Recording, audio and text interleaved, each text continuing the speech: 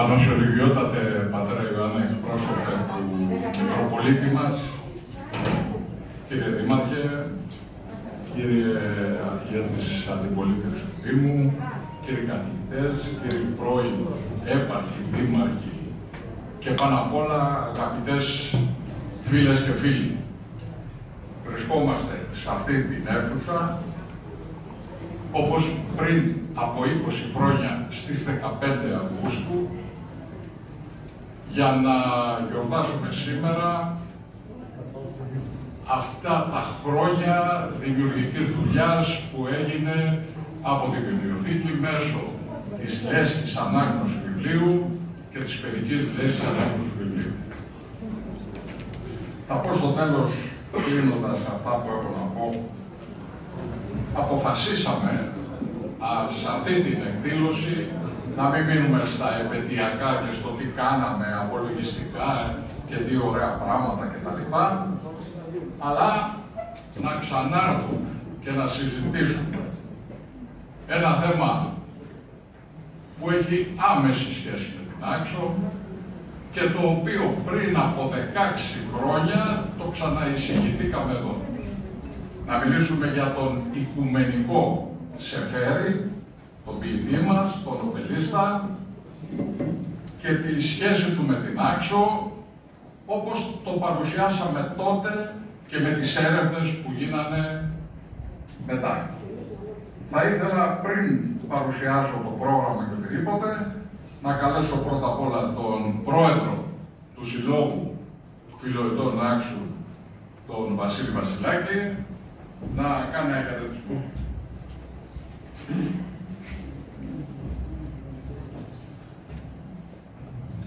Καλησπέρα σας και από εμάς. Θα θέλουμε, ο Σύλλογος Φιλοετών Άξου θα ήθελε να ευχαριστήσει όλους εσάς που παρευρίσκετε και μας τιμάτε σήμερα με την παρουσία σας σε αυτή την επαιτειακή εκδήλωση για τα 20 χρόνια της Βιβλιοθήκη Ανομερίτη. Η Βιβλιοθήκη Ανομερίτη άνοιξε τις πόρτες της το 2004 επί προεδρίας του αείμνηστου Μιχάλη Κατσάνη. Η Βιβλιοθήκη Ανομερίτη, με την υποστήριξη του κυρίου Γιώργου Ανομερίτη, αλλά και όλο του ΔΣ του Συλλόγου Φιλοετών, έγινε επιδείξει 20 χρόνια προσφοράς και δημιουργίας στην τοπική κοινωνία. Έχει καταφέρει να πραγματοποιήσει εκδηλώσεις παναξιακού ενδιαφέροντος και όχι μόνο, καθώς και σημαντικές εκδόσεις βιβλίων.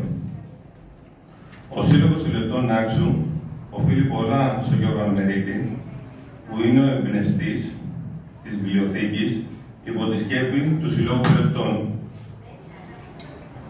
ο οποίος κύριος Ανομερίτης έχει αξιοζήλευτη πολιτική σταδιοδρομία από που να ξεκινήσουμε από τα χρόνια της εξορίας και να φτάσουμε μέχρι τους υπουργικούς όγκους. Δεν μας φτάνει μία μέρα να μιλάμε.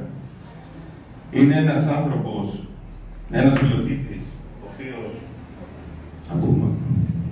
ο οποίος έχει να επιδείξει μεγάλο συγγραφικό και ερευνητικό έργο, που σήμερα αυτό το έργο κορυφώνεται και θέτει τις βάσεις,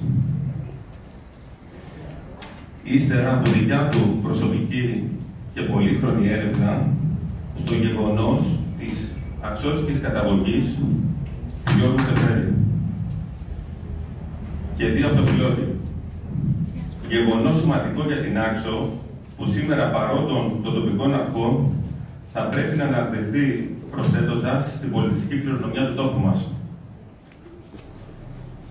Ολοκληρώνοντας,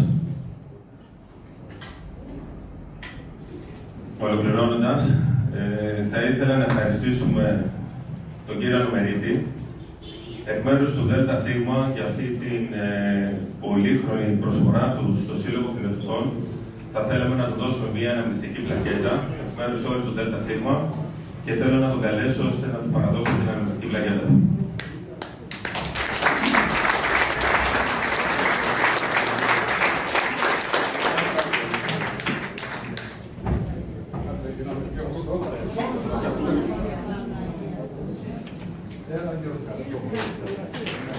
Το Δημήτρη Δασκαλόπουλο. Κλείνουμε. Όταν περνάνε 20 χρόνια, είπαμε, το ένα ήταν, θα μπορούσαμε να έχουμε κάνει ένα απολογισμό. Να πούμε ποιοι είναι οι 30-40 συγγραφείς, σκηνοθέτες που έχουν έρθει σε αυτήν εδώ την αίθουσα και έχουν μιλήσει. Να πούμε, χάρη στην προσπάθεια του Διευθυντή και των δασκάλων του Δημοτικού Σχολείου, ότι έχουμε βγάλει ήδη 5 βιβλία, που γράψαν οι μαθητές του σχολείου μας. Και φυσικά θα βγάλουμε κι άλλα, αλλά κάνει κανείς με 2 λόγια και έτσι έναν προγραμματισμό εκδηλώσεων, πάντα όπως κάνουμε μέχρι σήμερα, σε στενή συνεργασία με το Σύλλογο Φιλοετών που ξέρω. Εγώ ποτέ από την αρχή απέκλεισα να κάνουμε ένα ίδρυμα ή να κάνουμε ένα άλλο νομικό πρόσωπο. Ήθελα να είναι το πολιτιστικό αυτό κέντρο, ως βιβλιοθήκη, αν θέλετε, επειδή τότε δώρησα την προσωπική μου βιβλιοθήκη, να κάνουμε ένα κέντρο, εδώ, μέσα στο κέντρο του χωριού, που να είναι κέντρο πολιτισμού. Και χαίρομαι, παρότι δεν τα καταγράψαμε από την αρχή όλα αυτά, ότι έχουν γίνει τουλάχιστον 300 συνεδριάσεις εδώ, συνεδριάσεις από κόμματα μέχρι συνδικαλιστικούς φορείς και άλλα και άλλες εκδηλώσεις. Το κλείσιμο λοιπόν θα γίνει λέγοντας, πάλι την πρότασή μου την έχω υποβάλει στον Δήμαρχο, τώρα που βλέπω και τον κύριο Χατζιανδρέου εκεί δίπλα, άρα το 100% έχω πει κάθε 2 ή 3 χρόνια, όπως γίνεται στην Αγία Νάπα της Κύπρου, να έχουμε ένα μικρό συμπόσιο στην Αγία Νάπα της Κύπρου, δεν μπορούμε να το φτάσουμε, έτσι, είναι άλλες οι δυνάμεις εκεί. Παρ' όλα αυτά, ο δικός μας Σεφέρης οφείλει στην Άξο κάθε 2-3 χρόνια να κάνουμε ένα συμπόσιο, αυτή είναι η πρώτη πρόταση, για να μπορέσουμε να αναδείξουμε, γιατί ξέρετε, το να λέει κανείς, ήταν από την ιερατική οικογένεια Αρώνη, που πήγανε και πήραν ο ένας το παρατσούκλι Τενεκές και μετά έγινε η οικογένεια Τενεκίδη.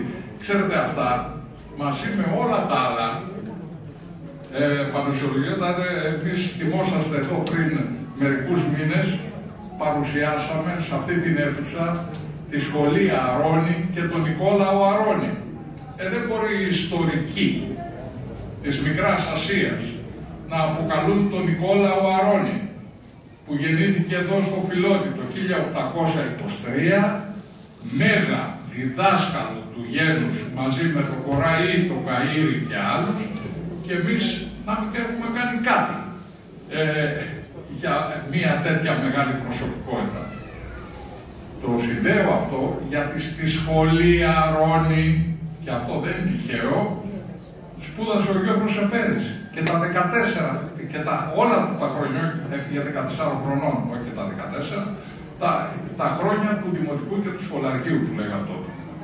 Άρα στη σχολή Αρώνη, του Αρώνη, που ήταν αποδεδειγμένα από το Φιλότη, με πιστοποιητικά, σπούδασε και τις σπουδές του πριν φύγει η οικογένεια Σεφεριάδη για την Αθήνα.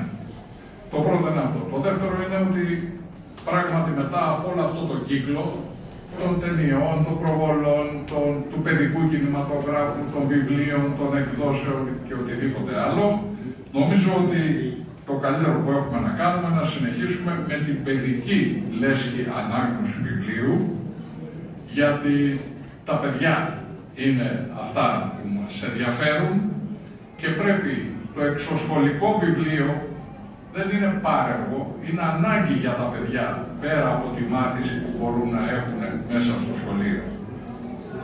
Μια τρίτη πρόταση θα ήταν να συνεννοηθούμε, έχουμε μιλήσει και με τον Αντώνη, τον Τζιώτη και άλλους, να κάνουμε ένα αρχείο μικρασιατικών εγγράφων, στοιχείων, οτιδήποτε έχει κάθε οικογένεια.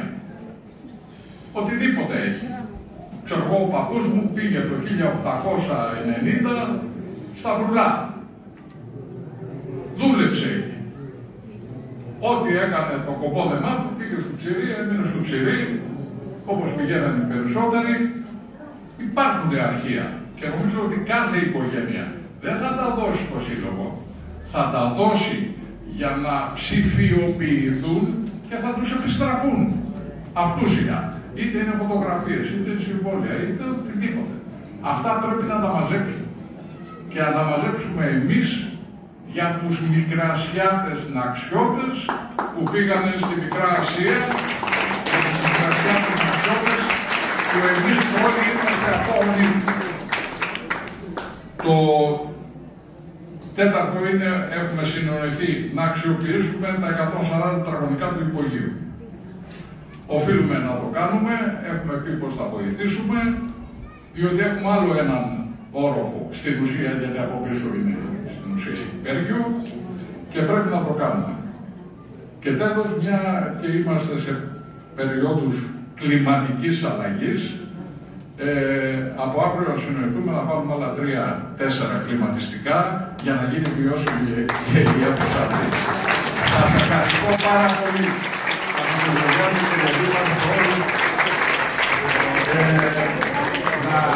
Να σας ευχαριστήσω όλους που ήρθατε για να γιορτάσουμε αυτά τα 20 χρόνια και να πω ότι είμαστε όλες οι παραστάτες. Επειδή ξέρω ότι και ο Αντώνης ο Τιώτης και ο Νικόλος ο Βασιλάκης και πολλοί άλλοι και ο Λεωνάρδος και όλοι θέλουν να μιλήσουν και τα λοιπά, νομίζω θα το κλείσουμε εδώ γιατί δεν θέλω να ακούσω άλλα καλά λόγια. Φτάνει. Ευχαριστώ.